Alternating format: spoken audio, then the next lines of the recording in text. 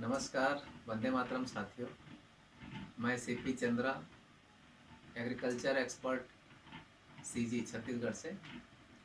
आज पंचगव्य प्रशिक्षण शिविर में पदमपुर नरसिंहनाथ उड़ीसा आपको गौ अर्क बनाना सिखाऊंगा और गौ अर्क बनाने में क्या क्या मशीनरी लगते हैं उसके बारे में बताऊंगा। सबसे पहले हम गौ अर्क को समझें। गौमूत्र से अर्क वाष्प के रूप में इकट्ठा जो करते हैं, कंडेंस करते हैं, वो अर्क कहलाता है गौमूत्र से। उसके लिए 2-3 प्रक्रिया से गुजरना पड़ता है। वो 2-3 प्रक्रिया मैं आपको बता रहा हूँ। सबसे पहले हम गौमूत्र लेंगे और गौमूत्र इस आधुनिक हॉरिजॉन्टल टाइप ऑटोक्लेव है। इस मशीन में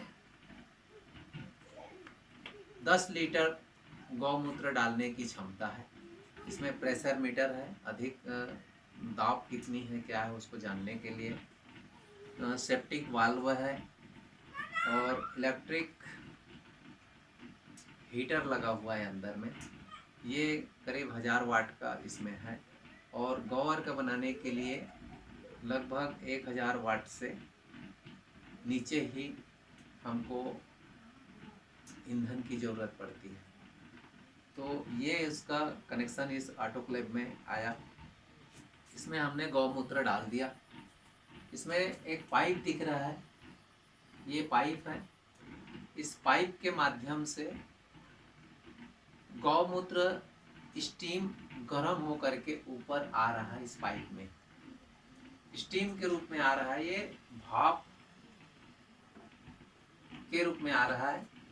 ये देखिए यहाँ पे कंडेंसर दिख रहा है।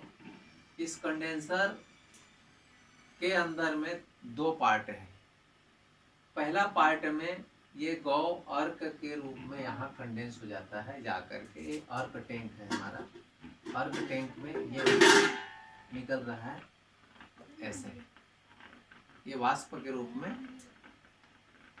निकल रहा है और यहाँ पर इसको कंडेंस कर रहा है पहला पार्ट में। दूसरा पार्ट जो होता है, ये इसका दूसरा जो पार्ट होता है कंडेंसर का, उसमें एक पंप चल रहा है। ये पंप करता क्या है, इधर से इस ड्रम में हमने पानी भर दिया है और उस पानी पंप के माध्यम से यहाँ चढ़ रहा है और यहाँ से उसको ठंडा कर रहा है। कंडेंसर को कूलिंग का ये काम करता है। ये दूसरा जो पार्ट होता है कूलिंग चैम्बर कहलाता है। ये कूलिंग चैम्बर के रूप में उसको पानी को कंडेंस करता है, ठंडा करता है और नीचे सर्कुलेट होकर के पुनः वापस इस ड्रम में आ जाता है। दूसरा पार्ट में कंडेंसर का ठंडा करने का ही काम करता है, पंप के माध्यम से, पानी के माध्यम से। तीसरा है इसको रखने के लिए स्टैंड की। इसमें स्टैंड है। ये स्टैंड में कंडेंसर को उस कंडीशन में कस के रखते हैं, टाइट रखते हैं कि जिस कंडीशन में ये हिल डुल सके। स्थिर रहने से कहीं पाइप की झटके से और कुछ भी टूट सकता है, इसलिए फिंगर नुमा ऐसे ये हिलने डुलने की स्थिति में रहे, ऐसा इसको टाइट किया जाता है। ये ड्रम है, ड्रम तो देख रहे हैं, और ये कंडेंसर है। इसका पीरियड रहता है लगभग, जैसे हमने 10 रुपये लीटर के हिसाब से गौ और मूत्र को गौशाला से लिया है। ये देसी अपने गाय हैं उनकी गौमूत्र है। गौमूत्र इकट्ठा करने के लिए हमने उन लोगों को जिनसे ले रहे हैं उस गौशाला से, और उस गौशाला वाले को ये भी बता रखा है, ये ट्रेनिंग दे रखा है कि किस किस गाय की आपको गौमूत्र लेना है, इकट्ठा करना है, किस पात्र में इकट्ठा करना है।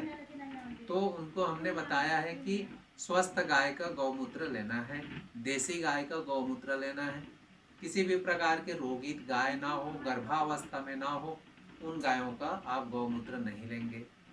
गौमूत्र इकट्ठा करेंगे तो सुबह सुबह सूर्य उदय के पहले आपको मूत्र को इकट्ठा करना है। ऐसे हमने उन लोगों को ट्रेनिंग बता रखा है। उस कंडीशन में हमने उनसे 10 लीटर गौमूत्र लिया और ये गौमूत्र हम इस टैंक में डाला है। जब इसका अर्क हमारे पास में निकलता है वाष्पीकरण के रूप में, तो ऐसे क्लीन, बिल्कुल वाटर जैसे क्लीन रहेगा, डिस्टिल वाटर जैसे एकदम क्लीन रहेगा। और इसको साफ सुथरे बॉटलों में भर के रख लेंगे। ये आपको हमने कैसे गौ अर्क बनाते हैं उसके बारे में बताया। ये बहुत छोटी सी यंत्र है, करीब करीब 10,000 में यह यंत्र आप तैयार कर सकते हैं। और जिन गायों को आज किसान अपने घर में रखना नहीं चाहता है, उन गायों को रख करके उनसे उनके खाना दाना मैनेजमेंट में जो खर्च हो रहा है उस पैसे के रूप में इससे प्राप्त कर सकता है गौ वर्ग से।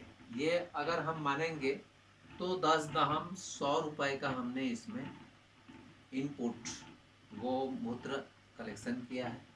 अगर हम आउटपुट की बात कर रहे हैं तो हमारे पास में करीब 4 लीटर गौ अर्क के रूप में प्राप्त हो रहा है।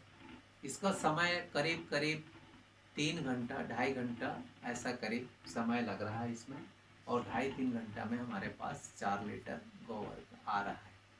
अगर गौ अर्क का हम आकलन करते हैं तो कम से कम 100 रुपये लीटर के हिसाब से हमने इसको आकलन किया है, जिससे हम 400 रुपये का गौ अर्क प्राप्त करने का एक विकल्प बता रहे हैं।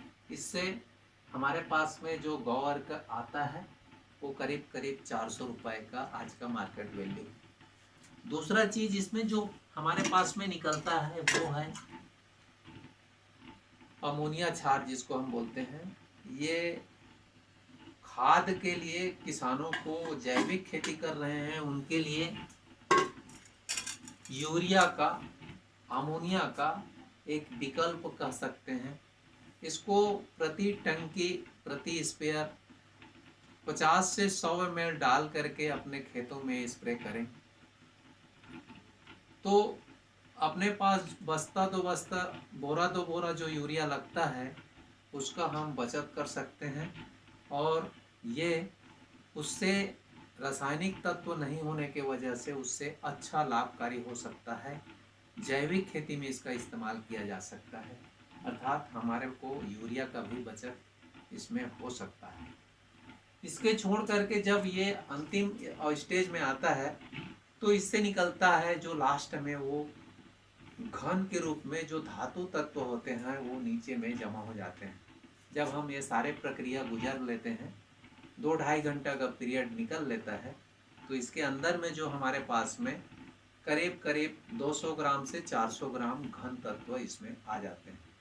अगर हम 200 ग्राम को पकड़ते हैं तो 200 ग्राम घन तत्व हमारे पास में आते हैं, जो आयुर्वेद में, चरक संहिता में, धन्वंतरी में जितने भी घौन बटी बनाते हैं उनके लिए बेहतरीन ये बना बुनाया एक विकल्प हो सकता है। ये टेक्नोलॉजी जो है ये बहुत सस्ता, सरल और सुव्यवस्थित तकनीक है। इसको साधारण कोई थोड़ी सी इसकी ट्रेनिंग लेकर के व्यावसायिक तौर से अपने जगह में एक रोजगार का जरिया बना सकता है।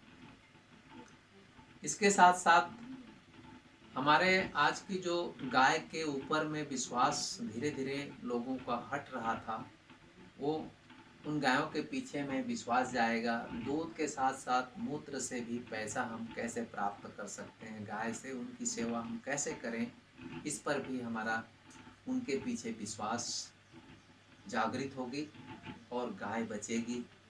किसान के पास अगर गाय बचेगी तो खेत बचेगी, जैविक होगा खेत। अगर खेत में जैविक खेती होगी तो हमारे जनसंख्या में जो रोग आज लग रहे हैं, जो हमारे परिवार में जो विभिन्न प्रकार के रोग आ रहे हैं, उससे हम दूर हो जाएंगे, उससे निजात पा जाएंगे और हमारी पैसा बचेगी। ये आज की इस प्रक्रिया में साथियों मैंने आपको एक छोटे टेक्नोलॉजी बताया जो कम लागत में कैसे अपन देसी गाय को बचा करके उनसे निकलने वाले विभिन्न उत्पाद बना करके अपने परिवार को भरण पोषण कर सकते हैं। नमस्कार सर।